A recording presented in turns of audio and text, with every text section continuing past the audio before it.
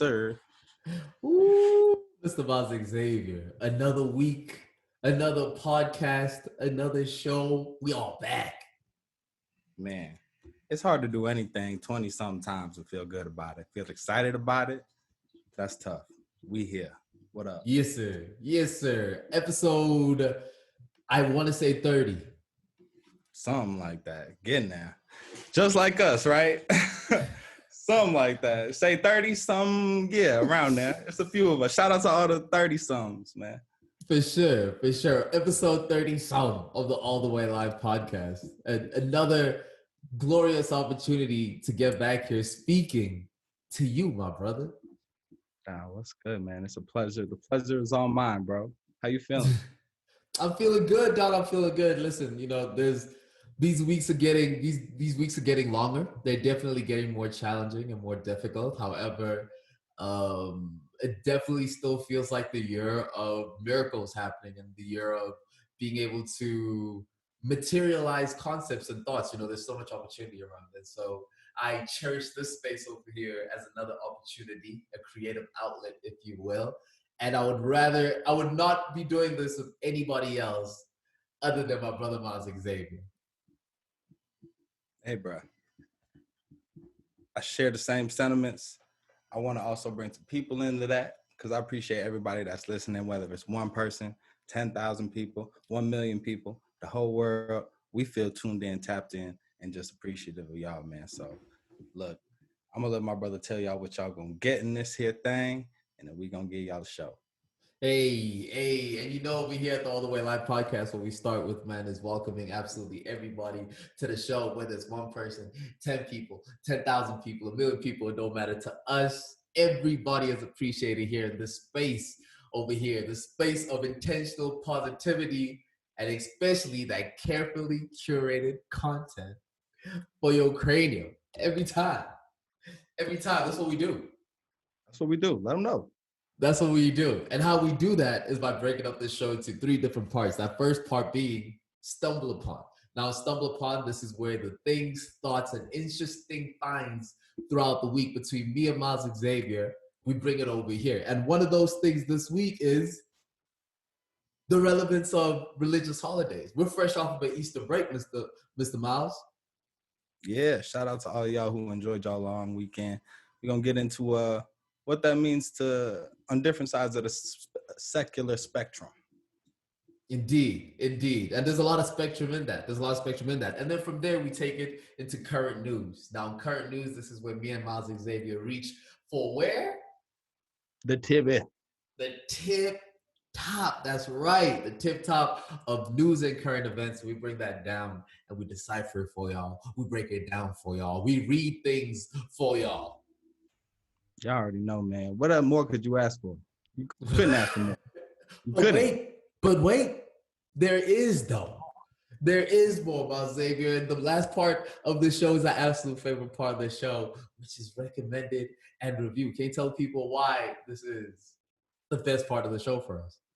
Well, I love recommended and review because we get to interact with you. Mm-hmm. You know what I mean? It's the part of the show where we take the things that y'all want to hear us talk about. We talk about some things, let you know if it's you know what I mean? So we're going to let y'all know. This week, we talking about Godzilla versus Kong. The people want it. The people were watching it. The people want it. And I think an interesting tangent even on that conversation alone is how this new medium of cinema and TV releases at the same time happen. And are those here to stay? Are those going to go away now that we're reopening up and cinemas are back in the 50%? Man, there's so much content. Our cup runneth over. What y'all want? Yeah, you know what I'm saying, man. Nah, but Joburg is definitely in the building. You know what it is. Thank you, sir. Chicago is also in the building. You know what I'm saying? We always got to shout out the illustrious Gallery Momo. You know what I mean? I see you adding to the background. We got ferns in this thing now. You know what I'm saying? Growth, as always. Every weekend. But that's right, y'all. Y'all know who's in the building. On this side, the building is in Chicago. This podcast is filmed on stolen land, recorded on stolen land. We are speaking to you from the land that belongs to the Potawatomi people, belongs in the sense that they believe that in their customs, in the Council of the Three Fires, right? And so the violence that was done to them to remove them from that land is inseparable from the violence that we see in our cities, in our country, and in our world. It's a lot of it. I know y'all see it. Hold your people. With that, we are grateful to be here. You know what I'm saying? We are grateful to be speaking to y'all. We lift up love for Native American people the world over, Yes, sir. Native people the world over, for love between Black and Brown people the world over. And with that intro over, let's get into the show. I was gonna tell you to double check your mic to make sure your mic is on. Should be. Check, chiggity. Is that better? I just turned it up a little bit. That's better. All right. We still in this thing. Is this good or should I turn it up more? This should look good. This is good. This is good. Cool. How am I coming through? You good? Oh, we flying, baby. We flying, baby. Soul plane. It's the soul plane. Yo, so recommended Stumble Upon, right? The Stumble Upon conversation, which is the relevance of religious holidays. Now, quite frankly, you know, it's a very difficult. It's not a difficult conversation per se, but as you had said, there's a lot of things to consider on the spectrum. The first things that I thought about, right, is that as time goes on, and we've seen many holidays now being a lot of holidays like Columbus Day has been stripped. We have seen the removing of certain celebrations and holidays. Thanksgiving is on its way out, right? And so even a lot of the other religious holidays that dominate the calendar, the question is, what is there going to be relevance for religious holidays going into the future? I think it's hard to remove things that have been institutionalized to a certain extent, right? There are certain things that we just start doing and they fit into the rhythm in our lives in such a way that we don't ever want to remove them. So, right, another example, at least here in the States, is that our school runs on like an agricultural type calendar. Our break for the summer is time that was really important for, you know, when most people were farmers, for the as much labor, aka kids, to be home as possible to do the work, right? As that shifted, as we started doing different jobs, we never got rid of that school summer break.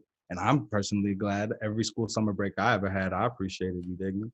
But it's one of those things that becomes entrenched. And I think in very much the same way, a lot of rules do, you know, a lot of holidays do. We don't want to let go of those. I certainly cherish days that I know I have off that aren't PTO, whether I observe the religious holiday or not. So from even a human perspective, did you observe Easter in any different type of way? Have you ever? I grew up in a very religious household and a very religious family, much like, you know, a lot of Black people have.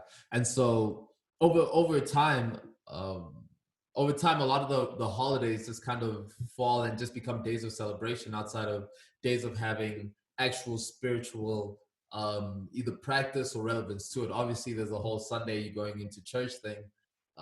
There's that element of it, but then outside of that, what else does the celebration entail outside of a day off and outside of day of shopping and things of that nature? So, you know, for me, as I'm getting older, I must say that how I practice religious holidays is definitely changing. And I'm starting to ask myself more and more the origins of the holidays and what they mean, and then kind of deciding on that point of view if that is something that I want to be able to support, or that is something that, you know, deserves of me to be more cautious about how I celebrate it, a la Thanksgiving. That is the celebration of the murder of a whole group of people. You know, I don't feel comfortable celebrating under those times. But if we change it and then we make it like Friendsgiving or something of that sort, then it becomes, you know, a lot more relevant to me. Yeah. And I think you're speaking to something a lot of people probably are participating in and witnessing, is that people are taking these holidays and creating their own definition of it, right? A lot of people, and I feel like Black folks in particular have always done this, right? A lot of holidays for Black folks, 4th of July, Labor Day, Memorial Day, have just become, we cooking out. And that's cool. You know what I mean? Me personally, for Easter, right, I'm going over to my mom's just to have dinner, right? Like, we have conversations about religion sometimes, just as I think we've matured, our relationship has matured, and I've matured to a place where we can have those conversations on more equal footing rather than her being prescriptive of me.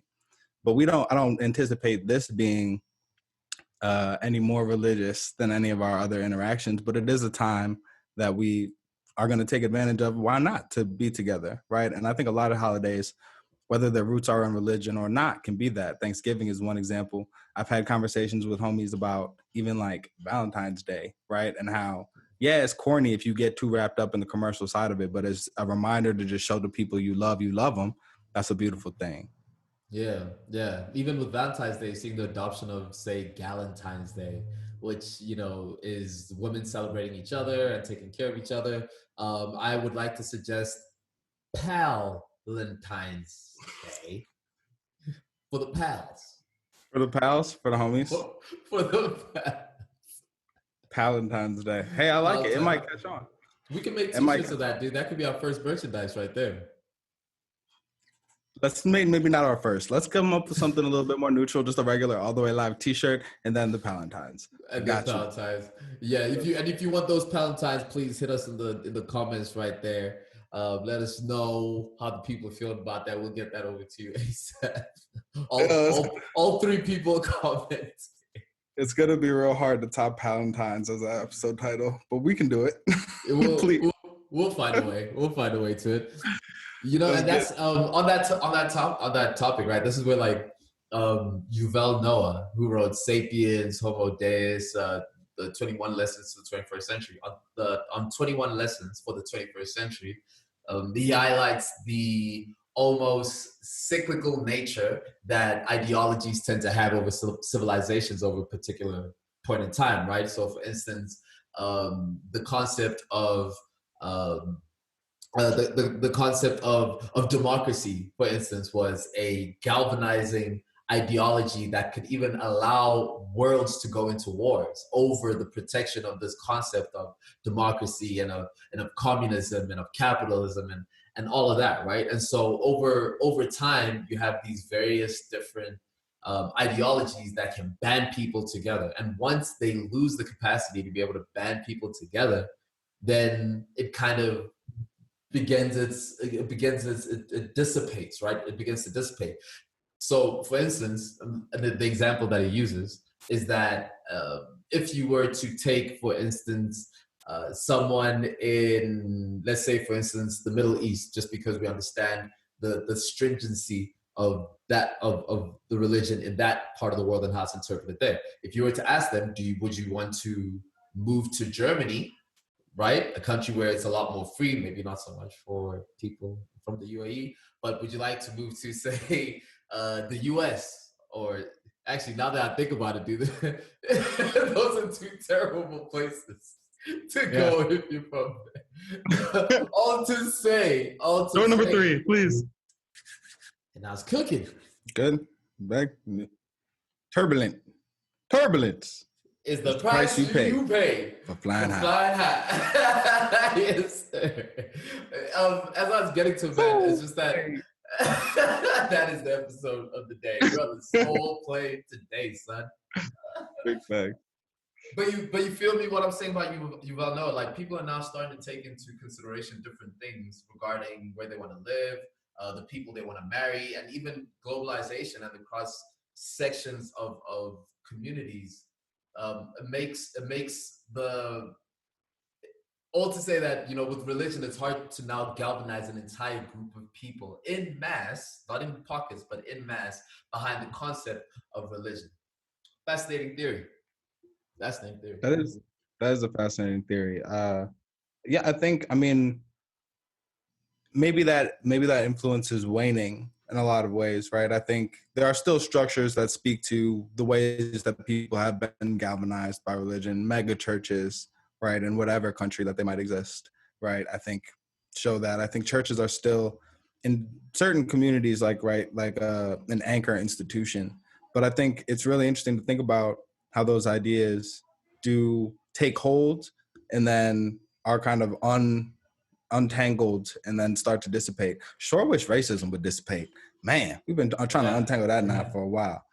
But it is interesting. And I think what we see with racism and what we see with a lot of these issues, whether it be religion, is that these things that I think you're right about the cyclical nature of them, their influence kind of dissipating, but they hold on to it. And we see extremism form when there is a less of a reaction from something that used to hold a lot of weight, dictate a lot of social norms, like religion, right? Like racism, like sexism, right?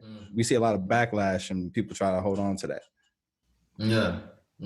And it's really fascinating because when you look at the statistics of it, the number of people attending churches is decreasing across the globe.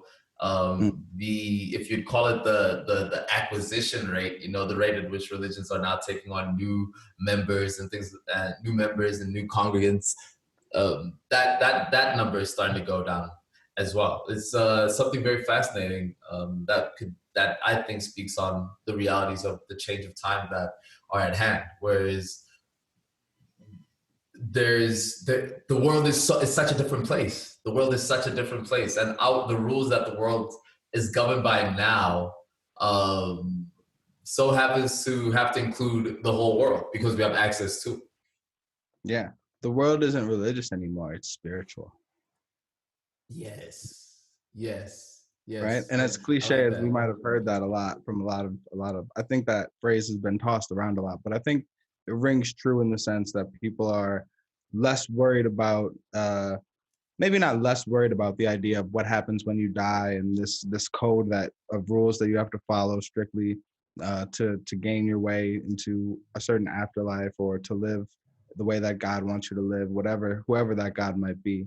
But I think you are seeing a lot of people be much more interested in a way of interacting with other people, in a way of living a healthy life, in a way of living a life that is fulfilling.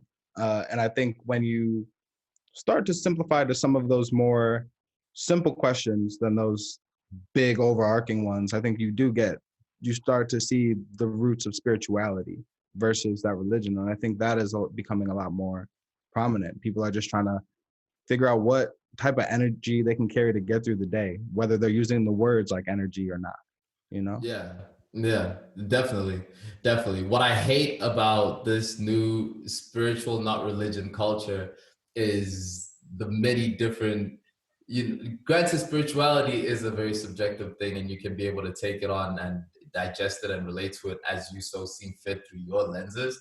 But there are a lot of things that get the blanket over spirituality. It's just like this not spirituality, y'all. This hot yoga.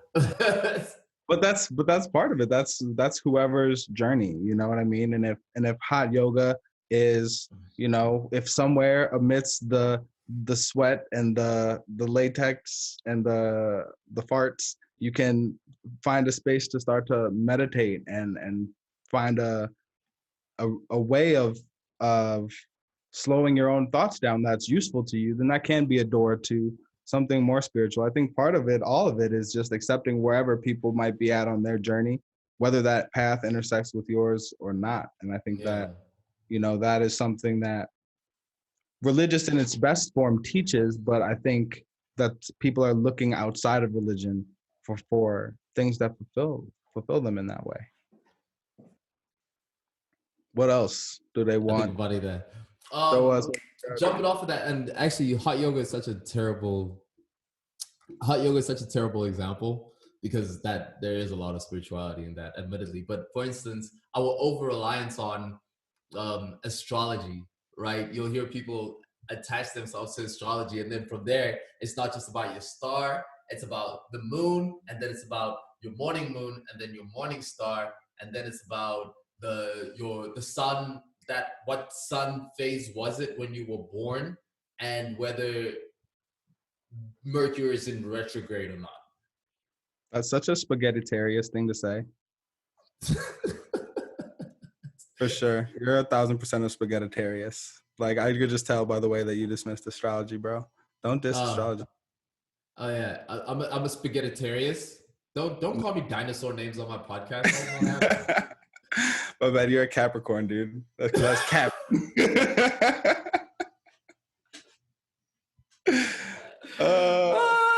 That is ridiculous. That is absolutely ridiculous. But that's to that effect is that once you get rid of religion, or once religion starts being relevant, people then start looking outwards into those different types of things. You know what I'm saying? Yeah, for sure. I think there are a lot of things, but I mean, who are we to knock anybody's system of beliefs, right? If believing in astrology, if deciding that you ain't messing with nobody that was born between April 14th and May 7th has led you on a path that has made you happy, then like, hey, shout out to you. That's something that I've learned too, is when talking to people, is that like, for me, treating people the way that I want to be treated, um, you know, talking about and finding relationships to help build and manifest what I want to happen has worked for me, right? Believing in that system has worked for me. But that hasn't been everybody's experience. Some people feel like they've tried the things you've tried, and it hasn't worked for them. And so whatever journey, whatever people are on, like I think it's just it might be less linear than it seems. So somebody told me the other day, if I find myself in the same room with you, then I feel like we're equals. And that resonated with me, right? Like, because like I agree with that. If no matter if me and you were in the same room, then neither of us are better than the other. Not that we are when we leave that room, but I think that is a really an affirmation of that. And you have no idea if somebody's going straight up or straight down. That's why they say comparison is the thief of joy, bro. You have no idea when somebody leaves the way that you saw them, where they're going, right? It might look like a fun and happy night. Everybody was having fun. But some people's a little bit tipsy. That's good, man. We're going to leave everybody how they was. You know what I'm saying? That's great. You never know. That's how they left Pop. That's how they left Big. You never know what's going to happen, where somebody's going at. So don't compare, bro.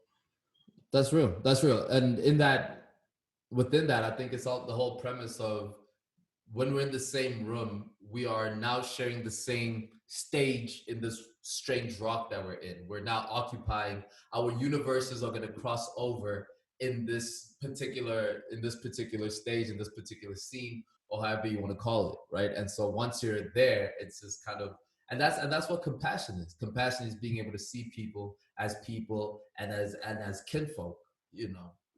Empathy, right? Empathy. Being able to appreciate somebody else's experience and that they do and have experienced the same full range of emotions as you. And so for some people, that might mean that Christmas is everything. We don't necessarily take down our Christmas decorations until months and months and months afterwards, because we love Christmas and we love that feeling. And, we might think that's corny as people who, don't necessarily attach the same respect or adoration to holidays, but you don't know if that was a staple of somebody's family life, right? Whether that's Christmas, Easter, Thanksgiving, or whatever, of how they came up. So I think it's dope however people want to celebrate. But I think with secular holidays, we got some that we need to acknowledge the roots of and be like, maybe we should be celebrating something else. Maybe we should be celebrating our friends instead of some fake pilgrims that messing people up, right? And I think with some religious holidays, I think we need to not necessarily judge how anybody celebrates that, especially as the world is transitioning in so many ways, in so many religious and spiritual ways. I think it's important for us to just be like, hey, bro, I'm doing this on Sunday. It's a cookout. You coming? Yeah. We can talk about how much you want to celebrate it when we're there. Kind of going on to the opposite side on that one, from being celebratorious to the topic of our current news today. So if you don't mind walking us in, do we have a transition for this section yet? I think we can find a way to ease on in. To the current news. For those of y'all out there that are not living in the States, I just want to say one time, that we're gonna try to diversify this topic a little bit. But for those of you who have been living in the States, I'm sure for a lot of you it's been inescapable that the man who murdered George Floyd, Derek Chauvin, his trial started earlier this week. It's been televised, right? So we've been able to see witnesses take the stand. In trials in the United States, the prosecution goes first before the defense is laid out. So we've been seeing witnesses for the prosecution. Basically, most of the witnesses that we've seen have been folks that were present at the scene, who had a firsthand account. Some of the people that were recording his death with cell phones, some of the video footage that we've seen. Sorry to cut you. No, go ahead. Prosecuting the detective. Just to clarify. Yeah, they're prosecuting the detective who had his knee on George Floyd's neck for 8 minutes, 45 seconds. Thank you, sir. Thank you, sir. So I think just the first thing to say about it is that people don't feel, at least my understanding from the people that I've talked to who have been watching it, I don't get the sense that people feel like they're sure which way this is going to go. I think people know how they feel about the video, and I don't think we know how the trial is going to turn out. I don't think very many people would be surprised to see him exonerated, despite the video footage of what he did. And I think that says a lot about the experience of Black people and people of color in the United States, that uncertainty. It's not just the United States, Miles. It's not just the United States, but if we're speaking if we speak specifically about the United States, the exoneration of policemen who have murdered Black people in front of ample amounts of evidence is not something that is out of the norm. You don't need to go that far back. You don't need to go that far back in order to see the many times that has happened, even if it's not even policemen, a la your George Zimmerman. You know what I mean? There's been many instances where that has been the case. Even with the case coming up now with Ahmaud Arbery, seeing how that's going to go, it's highly possible that case would not have even been realized if somebody had not gone snooping to find out that this family was related to the deputy sheriff in the town, and they had connections, and they were hiding the case, and the information was off, and things of that nature. We've seen this happen again and again. So I do not fault Black people for being for being very skeptical on how this is going to play out. Yeah, and I think it speaks to an understanding that these systems aren't built for us. The system of justice, the system of policing, they're not built for Black people, certainly, but even for the average person. They're meant to be operated by people that have money, and they're meant to perpetuate a status quo, right? And the idea that we could all be sure that we witnessed a murder, or at least a good percentage of the country, right? Those of us who protested, those of us who took up the call of Black Lives Matter, largely as a result of his death in the first place. Those of us who were moved by that movement, for there to be such a statement made by so many people, and for us to understand that the system is working against that justice as we've asked for it, I think speaks to the experience of Black people and people of color in many spaces, right? So another thing that I wanted, did you want to add something to that? Just to it, It's just, what bothers me about people who say that, who do not see how the system works against people of color, black men in particular, is look at what the jails look like, right? Why not look at what the jails look at the prison industrial complex and see what the percentage of people in jail are for and the reasons why they're there. Look at the bail system, and there's so many different structural things that are put in place that forcibly end with people of color being at the worst end of what that system is actually supposed to do. Do your Googles, do your research. Sure. I think watching those mechanisms makes it all the more difficult to watch as We can see on the video this crowd of people that are observing and recording. They've been painted as an angry mob, is essentially what the defense is trying to paint them out as, right? As if the officers may have made mistakes or gone too far because of extreme circumstances, right? That this wasn't intentional. When George Floyd's history of drug use takes center stage as they try and claim that his death was a result of intoxication rather than this 9-minute assault. I think that type of blatant disregard, not only for Black life, but for our intelligence, it's insulting, right? To be told that this was anything other than him being killed by that knee on his neck. I think with those mechanisms in mind, it just makes it hard to watch. It certainly has been for me, right?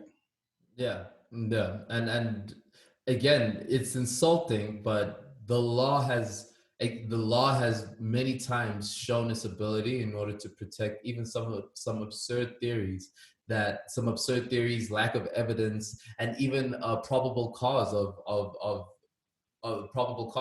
doing something. For instance, with Breonna Taylor, the probable cause of even being able to go into that apartment is still being questioned right now. The warrant that they said that they had used is still in question, whether it's valid, whether they were allowed to do what they were supposed to do, all these different types of things. And so, it's you see them be able to say things like he died from intoxication because they've been able to get away with with they've been able to get away with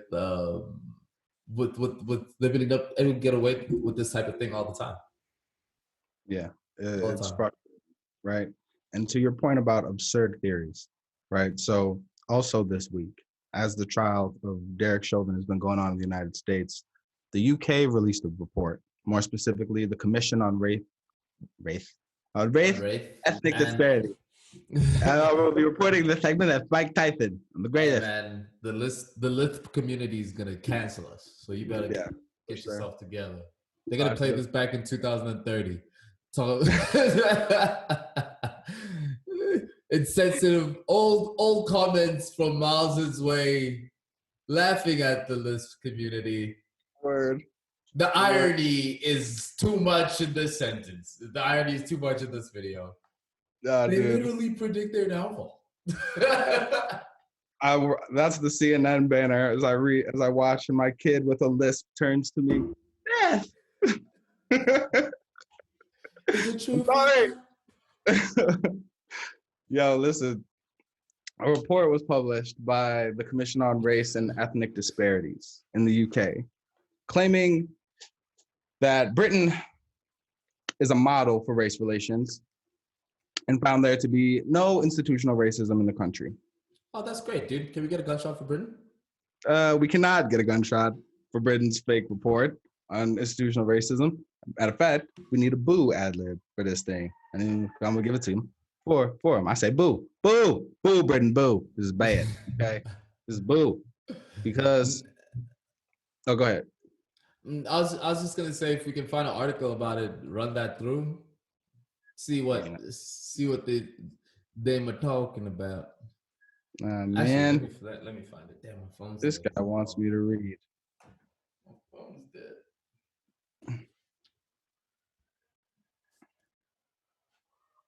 I burnt the shit out of my tongue, son. So what? I burnt the shit out of my tongue, son. Yeah, that sucks, bro.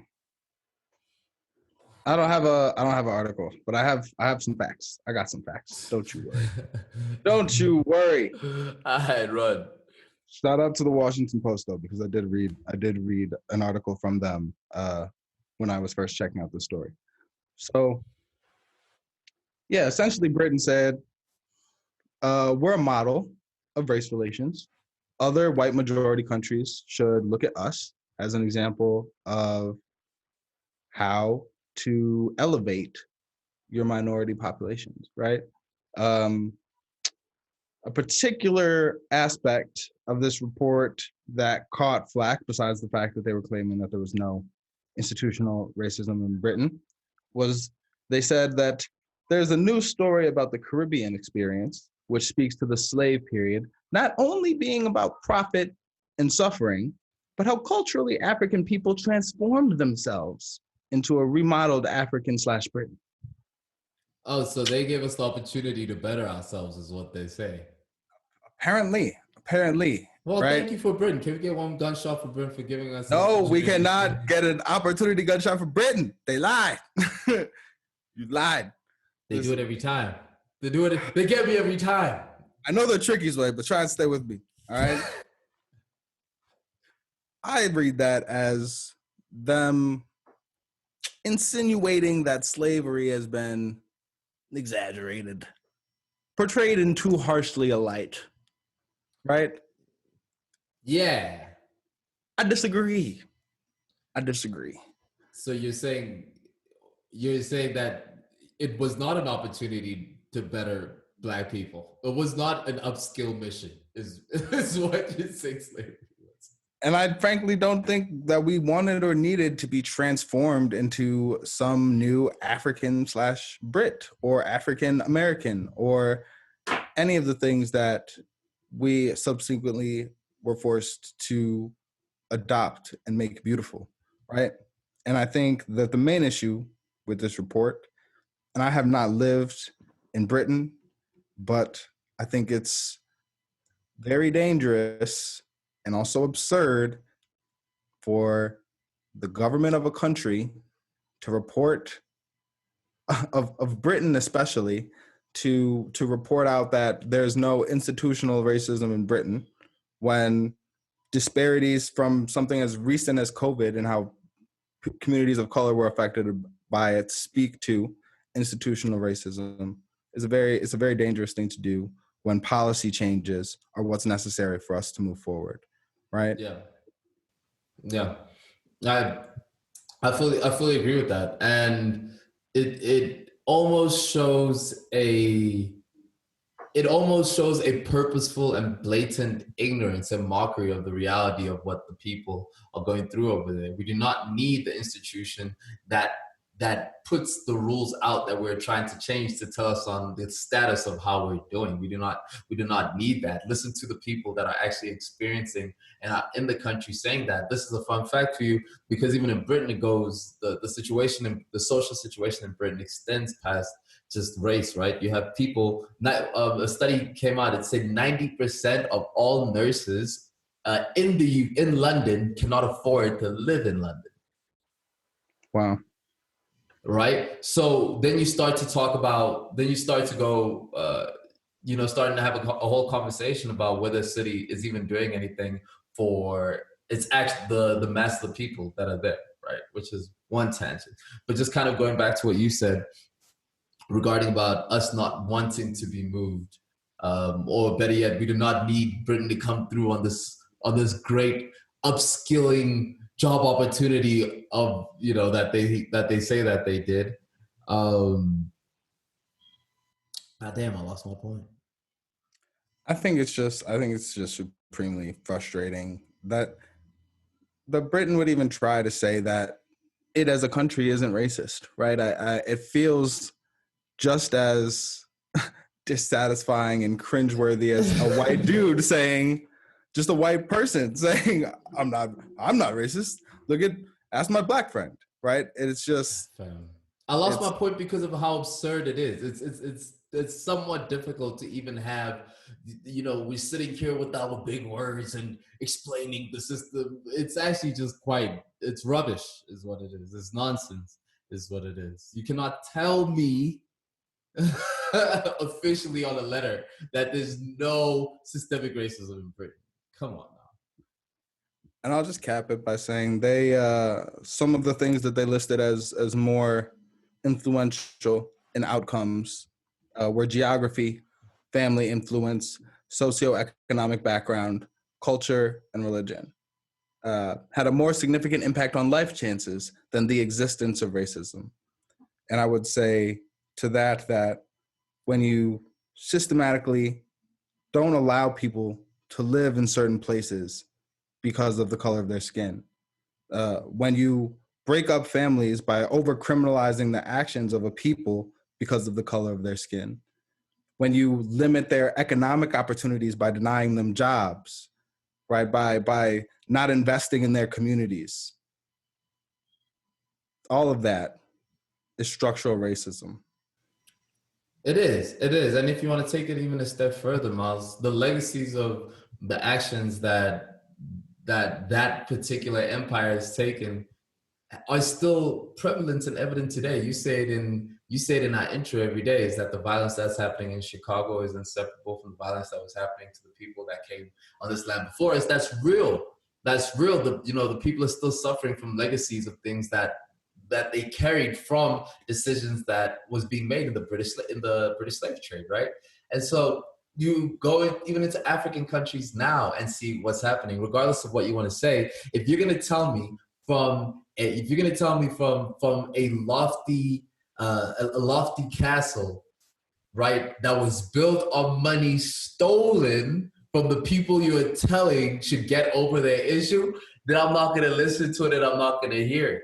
If you've ever been to a British museum, you know exactly what I'm talking about. You know exactly what I'm talking about if you've been to a British museum. It's unfathomable the theft that's happening there. That is the type of truth that we give a gunshot for here on the All the Way Live podcast. I'm glad I got one. There it is. Those there tricky Brits almost made me not get a gunshot on this episode. They can't stop, won't stop. We will not be silenced, bro. But I think you touched on something that's so key, in that it's like we've lived in the shadow of that castle. We've lived in the shadow of all that we've built, and we've knocked at the door until there's little soft spots in the wood where it's bloodstained, and y'all are telling us there's no food in here, and we see y'all throwing salami around, right? Y'all gonna make me get on my Pac mode, right? We see y'all throwing salami around, right? And you telling us there's no food in here. So that knocking at the door turns into us amassing a crowd of people and saying they got food and they lying. We starving, now we hungry. How long do you think until we kicking that door down? Kick in the door. Hey, bro. Hey, man. Listen. If you put one gunshot for yourself too, sir, please. And now, sir, we enter a more serious conversation, a conversation that could make or break the entire integrity of this podcast. One that could gain us or lose us followers. A question, Miles Xavier, that could only have been asked by the gods themselves, which is Kong versus Godzilla. Who won? Now, I feel uniquely prepared for this review by our coverage of MMA segments in the past, right? We've been studying fighters for a while now, right? You know, and it's one thing to have heart, and it's another thing to bring the heat. I gotta let you know, bro. To me, as I look at my card, I think Godzilla brought that heat. I think he brought that. I mean, look, championship rounds make champions. You know, I think Godzilla he had a plan to drag him deep into the fourth quarter, into those last 4 or 5 rounds. You know, definitely got him with the grapple game for sure. Kong definitely got him in the grapple game. Godzilla was more of striking. I would have liked to have seen a little bit more takedown defense from Godzilla's side for sure. Yeah, you know, you would have thought that the reach advantage on Kong's side, those little T-Rex arms that Godzilla's got, you would have thought that got in the way, but he was able to use them effectively. And I think, you know, Kong displayed some incredible defense with that fire. He was able to deflect that for a little bit, but it just wasn't enough to pull out the win for him. I think that final stomp really showed that Godzilla was not playing with this. Yo, Miles. This movie is so ridiculous. It's the thing. I mean, that it's almost better to review it as an MMA fight. It's actually so much better, but it's such a ridiculous movie. But like, I like that they leaned so hard into the ridiculousness of the movie. Yeah, they did. They didn't. They leaned into it. They. So I don't expect anybody to be super into the lore of the Godzilla versus King Kong movies, but they carried some of the same characters from the previous Godzilla movie and the Kong movies that led up to this. they sprinkled a little bit of that in throughout the script. I wish I knew Homeboy's name from Atlanta. He had a pretty major role. You know what I Yeah. mean? So I thought that was cool. But like you said, they Darius. focused on they focused on the action, right? And I think that was to their benefit. But there were still things that I enjoyed about the movie, man. I think the fact that Godzilla won the first round, and then my favorite part of this whole movie, bro. Like, spoiler alert already, if y'all not already heated, but when Kong is in the underground world and found his own king chair and seat, and Godzilla's like, you lost, bro. He says that. Makes the hole in the whole ground with the fire just to be like, nah. He wants to smoke. Godzilla's chasing the smoke. Dude, they built this whole raft ship to get King Kong to this underground world to separate them. He said, nah. Shut it. Dug a hole in the ground. Oh, man. You know, just to talk shit. Ridiculous. Just to lean in the hole and say, no. Nah. None of that chair sitting on the chair throne thing around here. So it's on sight. It's on and out of sight. Godzilla might be my most gangster movie character after this movie. Despite how bad the movie might have been, Godzilla was a straight G in this movie. It was on sight with Godzilla, bro. He didn't care about nothing else, dude. He didn't care what he's in the middle of, what he's about to go do. Godzilla didn't care if he was a robot or if he's not a robot. It's on sight. Bro, you got to be about it to just be out here sensing ops and just being like, all right, just go into the smoke. Who's a bigger? Oh, no, he might be a bigger op. I'm out. Kong's trying to better himself with this little girl that he's carrying around with him. But Godzilla's just want the smoke, dude. That's all he wants. He doesn't want anything else. I love it. I love that. Ridiculous. Energy.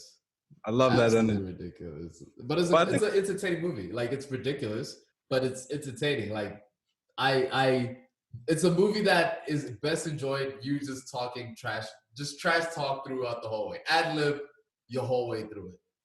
Ooh, so check this out. I think we've stumbled upon the now we cross segment. Is this a crossover episode? But this, you know what I mean? But it's the idea of like, this is best enjoyed, you said, with you talking over it, which is specifically not, unless you're in a very specific circumstance, aka the hood, a movie theater scenario. No. Right?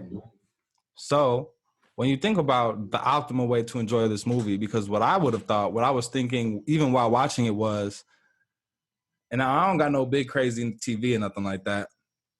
Shout out to how y'all spending y'all stimmies.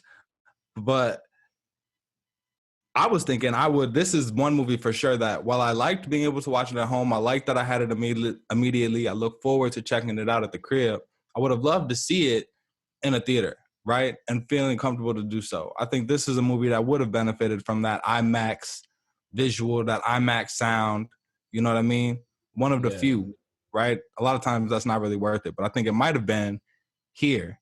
And I think the future of movie theaters depends on luxury, right? I don't think it's going to be too much more of that auditorium stuff. It's going to be the iPick, little cuddle pod type stuff. You know what I mean? The opera chairs.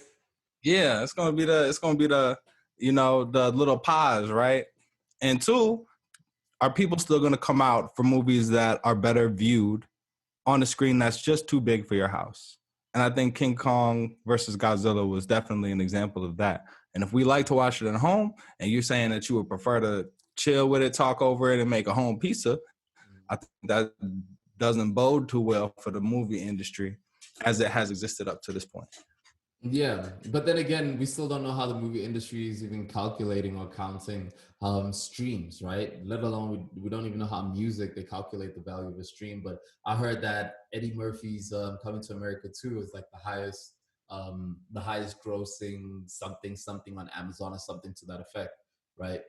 But that's what I'm saying to you, bro, is that invest in getting a home theater type of experience. And I'm not being like copper TV, but I'm just saying that if you enjoy movies in that sense, then there's a little bit that needs to be done to optimize a little bit of that setting. Because as I was saying now, watching Kong, I was watching with my lady. I was very happy that I was not at the theater for that. Not saying that I have an insane television, but you know, it's the ability to be able to talk through it comfortably. I like that. I like these new straight to TV releases, dual releases. I like that a lot. Yeah, you are you're the guy who was saying, dude, you can just order your movies in the mail and like they come to you in 3 to 5 days and you watch it, you put it back, and then you get another one. And I was the guy Yeah, saying, yeah, Blockbuster, you're gonna miss the way it smells. You know what I yeah, mean? And everybody thought I was crazy. And I feel like that way, I'm just that maybe I'm overly nostalgic in that way, but I love the movie theater. It's something that me and my family have always done. Like it's something that, you know, like countless dates, relationships, like it's very much, there's a sentimental value to the smell of popcorn. You know what I mean? The even just like I even alluded to before, like going to a hood theater and watching like a movie that generates a reaction from the crowd and that just from the changing, streets. yeah, that changes a movie experience so that when you get it later on DVD or whatever, like, you know, you're both watching it by itself for the first time, but you also are remembering like something more unique about it. Like I just like that. And I like going to the movies with a whole bunch of people. Like I'm that guy. I'm gonna miss that. And it's crazy to me to think about at this stage that my kids might not, I might be telling them about that, but they might not experience. You know what I Yeah, mean? My kids where will it's never know going. what Blockbuster. No, Go I ahead. mean, like, let's not say that though, because we don't know. But like, where we seeing it going is that it would have to be an experience, and I see potentially the virtual experience of being in a cinema like IMAX, which is taking a step forward in that way to completely be immersive and give you an experience that you definitely wouldn't have outside of your home, outside of just having a big TV, which is the couch that moves, which is the sound. You know, it might, but then again, it speaks to the trend of most things moving towards luxury experiences and carefully curated experiences. You know, we're seeing that in many different things, and I think the movie experience might be just that. Like, if you want to be in a, it might even be a virtual reality thing where you're paying to participate in the movie and see it from that perspective. There's so many different things that can happen with it. That would be raw. That'd be You dope. pay if there's like there's a VR actor who's like a character, but it becomes a, then we get real hazy between the line between video games and uh and movies, which is cool. And maybe that's where we're pushing things to. That's Calm. Calm felt like a video game when you were watching it. Yeah, for sure. Much better than that choose your own story that Black Mirror did.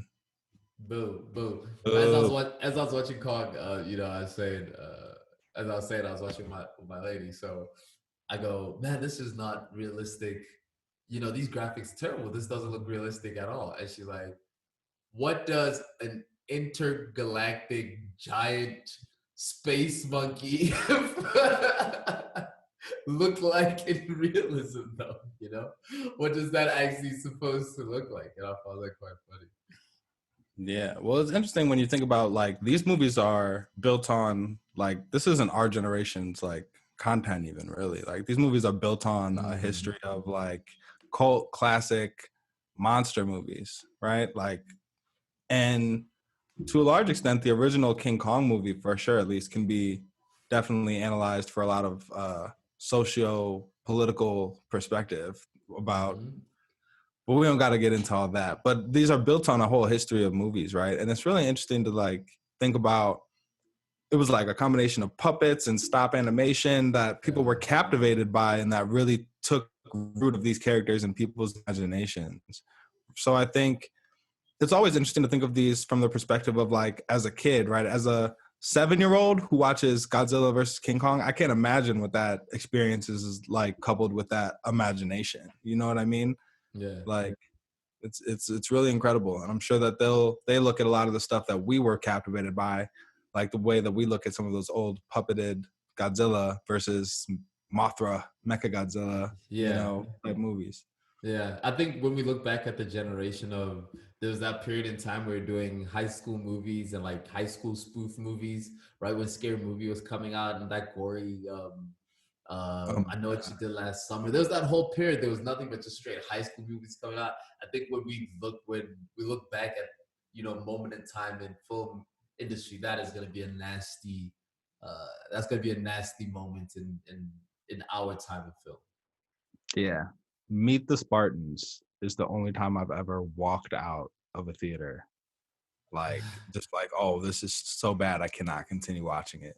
It's terrible. Like, That's an absolutely terrible movie.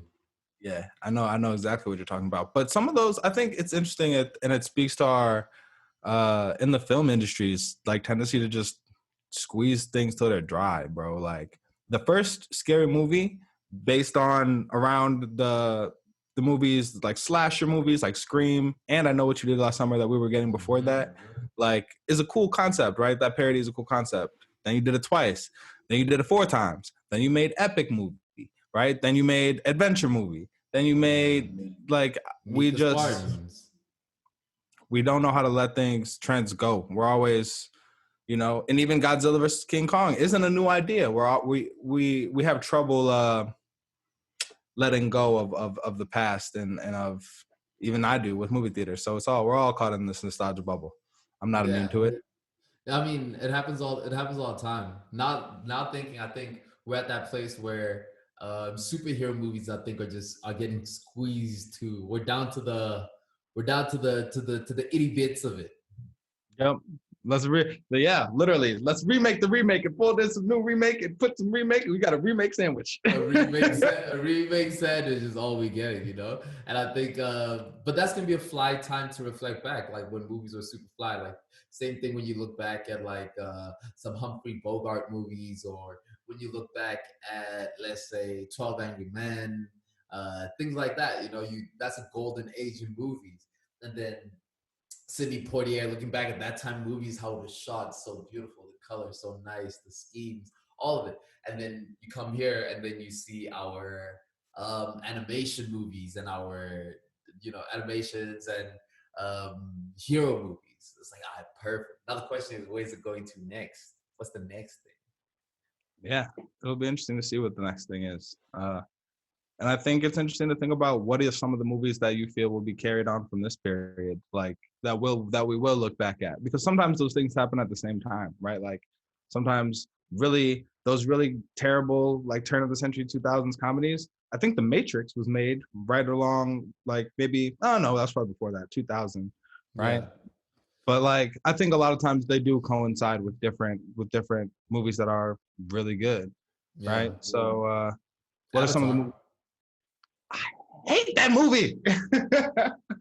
You mean Blue Pocahontas? But like that, and this is the value of that, right? Is that it's a very basic story. Avatar is a very, very basic story. It's not a compelling story more so as it is a compelling world and universe that's created, and a visual and artistic accomplishment in CGI is what it is. Yeah, maybe. That's what Avatar is, because the story is Pocahontas. Yeah. But when I think of movies that have carried on forward, I feel like they've often married a good story with like that kind of, like Star Wars, for example. Like the original story, very basic, but still very like the I am your father twist is also something as far as writing in cinema that I think is really iconic. I mean, I'm sure to some people, yeah, Avatar's in there. I think for me, I think of things like Crash. Interesting. You know what I mean? I think that's a movie that a lot of people can find something to relate to. Mystic River. But then again, when we look at it, right, we might be looking at the movies that are going to move forward when we're in fact at the golden age of television. Maybe. Yeah, for sure. We're at the golden age of television. The Wire, the best television has been created in our time. Yeah. And we're speaking, I think, very generally about like since we've been alive, right? And even more conscious, like 2019, 2000 and onward, right? Yeah, that's a good window frame to start it in. Let's say from the 2000s. We're talking about 2000s would be in our time, which is only 20 years, but that's television in that sense. Movies, I don't mind. I like Crash. I think Crash is good. Any Denzel movie, but like if we're talking mass popular public opinion, Lion King-esque moving forward. I think um, Avengers has to go on there. Avengers, Batman. Oh yeah, I think the Christopher Nolan. I think The Dark Knight is absolutely one of those movies that will be carried on for and it will be interesting to know how those movies that we think of in the past, right, were received at the time. I know there's a lot about how Star Wars, was a hit, but not immediately, right? Like it took a little bit of word of mouth to kind of get that out, and yeah, it would be really interesting to experience what some of those Humphrey Bogart movies were like. The movies Casablanca. What was it? What was the consensus at the time? Yeah. Right. This nigga on the screen was the consensus at the time. Right. Yeah, man. It's interesting. Had the white folks heated. You said what? I said he had those white folks heated for sure. Sidney Poitier? Yep. Yeah, for sure. Keep them white folks heated. Yeah, man. Mr. Miles Xavier, I think we done cooked up a decent pot of content for the people today, bro. Yeah, I think we done threw them a lot of things, man. Some emotional things, some knowledge things. I did wanted to get into the NFT museum, but we can save that for some more episodes, man. We got a couple. We can save that. We're here to stay, evidently. Apparently, I'm gonna keep coming back. It's because we know. Yeah, we know. We know that if you here, you must like it here. You know what I'm saying? You got a lot of choices. You got a lot of options. We know that. You could be anywhere in the world, but you're here with us. We appreciate that. What are you here for? Well, I know I'm here for a celebration of life, celebration of love, celebration of celebrating, celebration of how good it feels to be black. So, hey, don't it feel good to be black? I quite enjoy it thoroughly. It is to be enjoyed thoroughly. And listen, this podcast is to be enjoyed thoroughly. Your Easter weekend was to be enjoyed thoroughly. Whatever day, time, minute, moment you're in right now is to be enjoyed thoroughly. We love y'all thoroughly. Peace, love, water. We gone.